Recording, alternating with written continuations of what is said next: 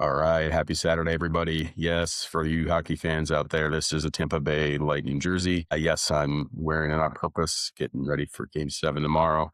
Bear with me if you follow hockey. You already know what's happening in the resin market right now. The Tampa Bay Lightning built one of the most dominant teams in the league, back to back cup champions a few years ago, deep roster, a lot of leadership, and yet there are stretches, playoff runs, tight series where they find themselves hemmed in. This series with the Canadians is certainly showing that where absorbing pressure from a team that had all the momentum. You know what they didn't do? They didn't drop the stick.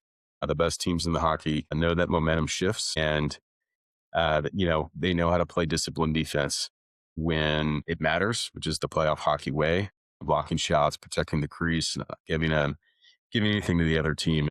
They know exactly when the window is opening to transition and to move the puck up the ice and go back on offense. And that really is the resin market right now. Certainly right now, the suppliers have the momentum. 4 consecutive months of polypropylene contracts finishing higher. Benzene last week. PVC producers already filing May nominations. It feels like you're killing a penalty that never ends. The disciplined buyers don't drop the stick. They play with structure.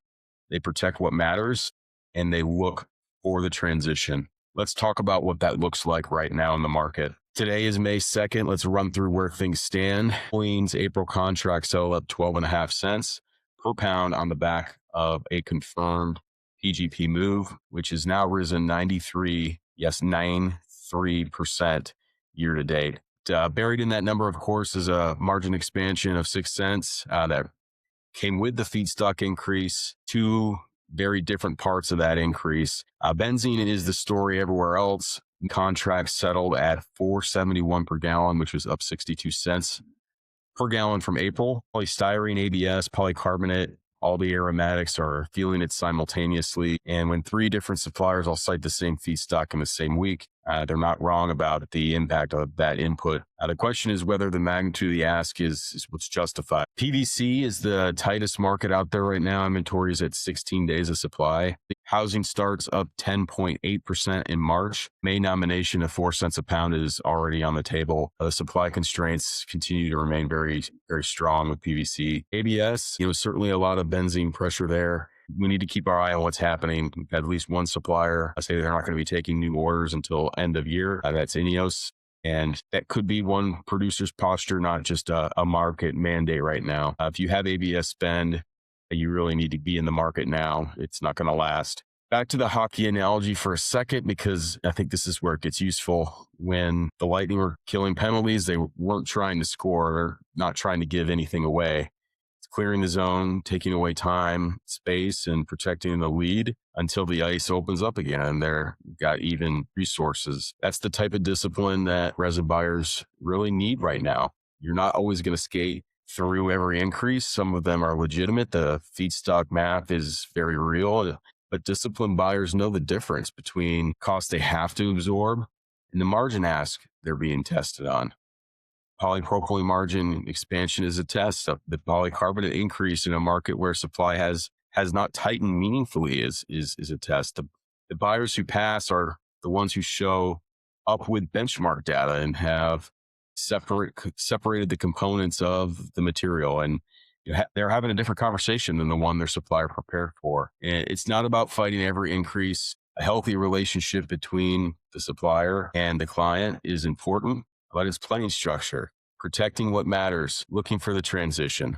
Well, and I guess there's the other guys, the kiddos right on cue. Get out of here. Guys, we're in the middle of something. So yeah, this is what penalty killing, I guess, looks like at home. So 4 actions for this week. Let's go. 1, polypropylene, review your contract language on margin expansion. PGP pass through could be something structural, and the margin expansion may not be. 2, in polycarbonate and ABS, benchmark right now before we get too far into May and these nominations arrive. Supply fundamentals aren't supporting the same magnitude of an ask as other markets. You need to have the data to make that the case. PVC, the May ask of 4 cents deserves some scrutiny against your particular situation. The supply signal is real, but your exposure is really dependent on your contractor situation.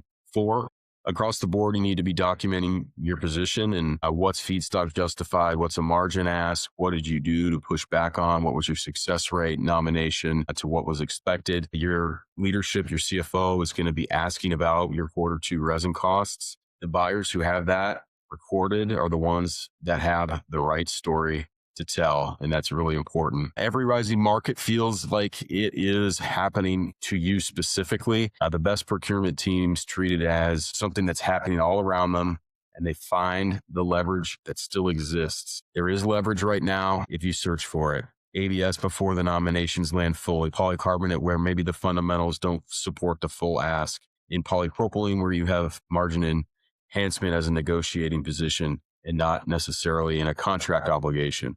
Really focus on the structure right now. We're going back to hockey one more time. Protect the crease.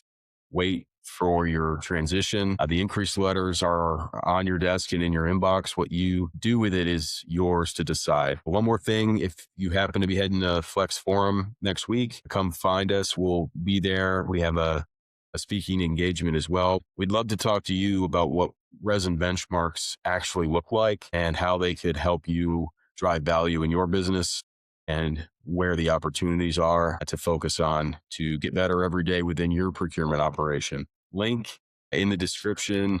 Let's start that over again. If you're interested, reach out. Again, this has been Michael Workman. This is this week's Resin Market Moves, powered by Resin Smart. See you next week, everybody. And go Bolts in Game 7.